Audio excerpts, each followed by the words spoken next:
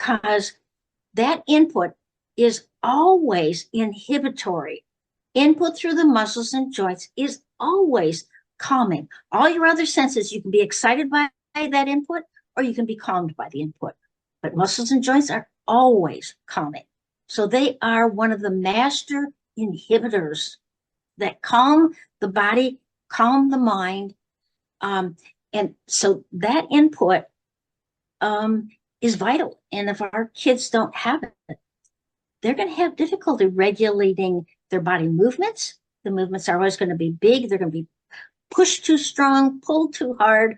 They're going to have difficulty controlling their body movements, which then turns out looking like aggression. Mm-hmm. And then it gets treated as a behavior without people recognizing what they are communicating by the need they have.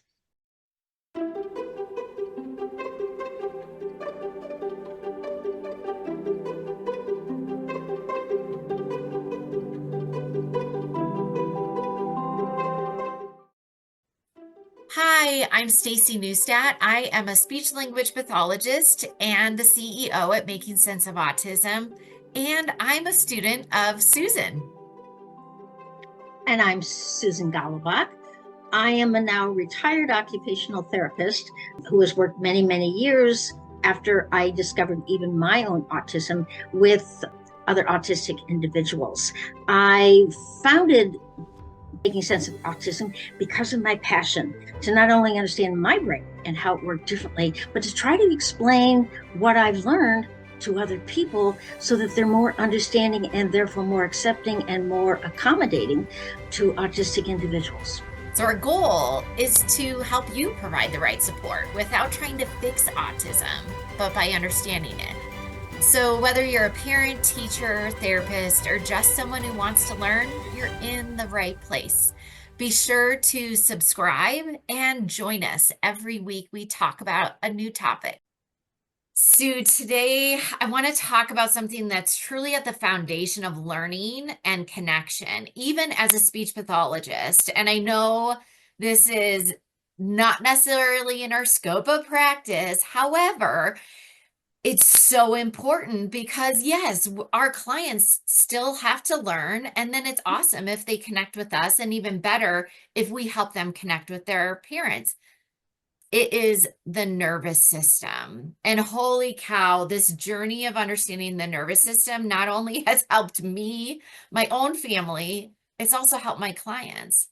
So we talk a lot about sensory processing, but many people don't realize that sensory processing and nervous system regulation are inseparable. If the nervous system is dysregulated, it doesn't matter how amazing our lesson is, how fun our activity, how motivating our goal or strategy is, if the brain just simply can't take it in. So before we even talk about communication or behavior, we have to talk about what's going on inside the body. So for those of that are listening that are like, what is she talking about? What is sensory processing? What is dysregulation? First, define what is sensory processing. Sensory processing it's basically you take in information, not just from your environment through your external senses of vision, hearing, smell, taste, but also your internal body senses. You have sensory receptors in every muscle and joint in your body so that you know what your arms are doing, even if you can't see them. And you can make them do exactly the same thing by feel. You know what it's like to lose it if you've ever had your arm or leg go to sleep. You can still move it, the muscles still work, but you're not getting any sensory feedback that tells you what your body is doing. So how can you walk or how can you write to use it when you can't feel what your body is doing? You have to use your sight to guide your body, and it's still not going. It's going to be awkward. It's not going to be as precise as when you can do it by feel, and that's the one sense that is so missing in a lot of autistics is that body awareness that helps them to motor plan their movements and coordinate their movements. So they've got gross motor coordination issues and fine motor coordination issues, ocular motor coordination issues needed for reading and tracking. All of those things. How can I control my body? And if you can't control your body, how are you going to control how you feel? Because that input is always inhibitory. Input through the muscles and joints is always calming. All your other senses, you can be excited by that input or you can be calmed by the input. But muscles and joints are always calming. So they are one of the master inhibitors that calm the body, calm the mind. And so that input is vital. And if our kids don't have it, they're going to have difficulty regulating their body movements. The movements are always going to be big. They're going to be pushed too strong, pulled too hard. They're going to have difficulty controlling their body movements, which then turns out looking like aggression. Mm-hmm. And then it gets treated as a behavior without people recognizing what they are communicating by the need they have. And you get your kids with the Ehlers-Danlos syndrome, that hyperflexibility, and they're always posturing and assuming, and you look at it as the kid's being weird. The judgments are made, they're not recognized that what the kid is saying is, I can't feel my body, so I can't stay calm. I'm feeling anxious and I'm trying to get input by tensing up my muscles to calm my anxiety. So you keep talking about calm and regulation. So explain, what is dysregulation? Dysregulation is when you don't feel in control. You don't feel in control of your body. You don't feel in control of what you do, what you say, any of your action. All of it has to do with your body, but you can't seem to control it. So these kids that all of a sudden giggle and are laughing for no particular reason, they don't feel like they have any control. Just whatever stimulus, it just happens. But they don't know how to control themselves. And yet people are judging them by their actions. People judge you by your actions all the time. And that's not fair because they can't. When you're dysregulated, which is why a lot of people that when they're upset, they're angry, they organize drawers, cupboards, closets, anything to give them feeling of some order. This is why autistic kids line things up all the time. It gives them a chance to feel like, okay, I have some control.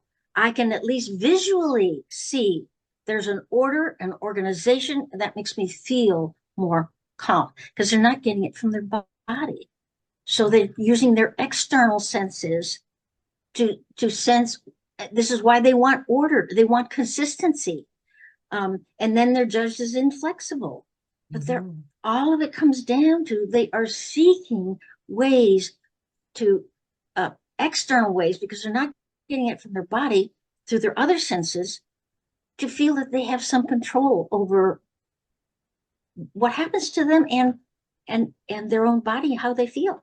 Yes. And I love that you weaved emotion into it because you're right. If we are not sensing our body or we're dysregulated because of even an emotion, right? Because emotions can make us feel dysregulated if we're anxious, if we're overwhelmed.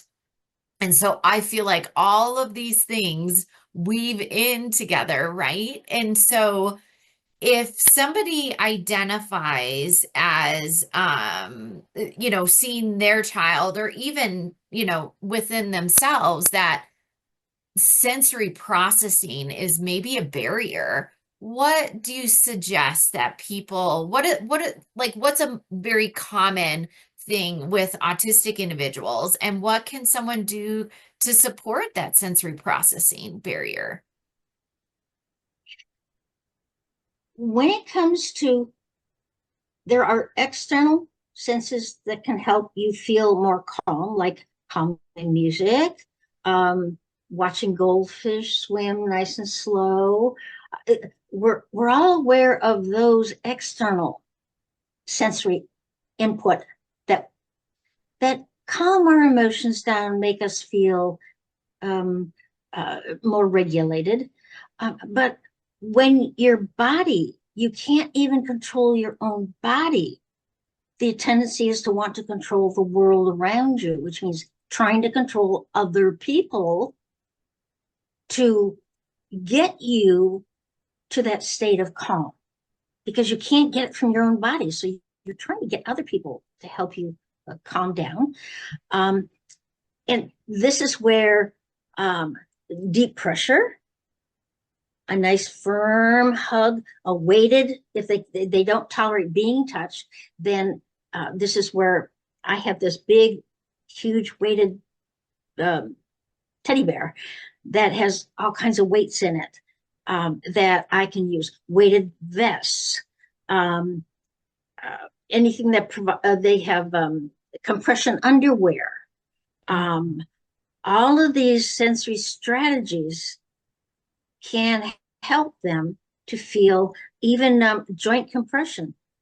You know, the massage, do you know why people go to massage therapists? Because it feels good. Yeah, It it makes them does. feel good. That input really helps them feel, wow, I'm connected. I just really feel together. Well, that's what this kid is looking for, Mhm. is that kind of input. So I've had kids where you put them on a mat and you just put another huge weight or whatever on, or a ball, and I roll it on them. That deep pressure stimulates the receptors inside the muscles and joints and makes them feel, it's kind of like massage, Yeah. just calm, and they feel together. We all crave that feeling of being in control of ourselves. Yeah. And if we're not, we either try to control the world or we act like we're totally out of control. Hmm. One thing that I've done, even as a speech therapist, that I always recommend parents to do, especially when it's kids that are not aware of, their body and movements, is get a giant mirror. And then I have a lot of kids who love to act out, like Go Danny Go or other active videos on YouTube. And so I recommend to them put a mirror next to the TV so they can watch what the person is doing and then watch their own body to see if it's the same. Or even I love Cosmic Kids Yoga on Amazon is another great one. All of these strategies, whether it's imitating watching their body or finding these regulating activities, that this helps their sensory processing and their Mhm, regulation, right? mhm, mhm. Absolutely. We rely on our senses internally and externally to feel that we have some control over in the world, over ourselves and what's going on around us. And I spent hours watching myself in the mirror, practicing what a smile felt like, so that people would say, a smile for the camera. I knew how to do it. Yes. Oh, I love that. And we do have a handout, how to explore the different activities that might be arousing or get that energy up or might be calming. So I will add the link to that below. But great information. Thank you, Sue. Thanks for asking, Staci.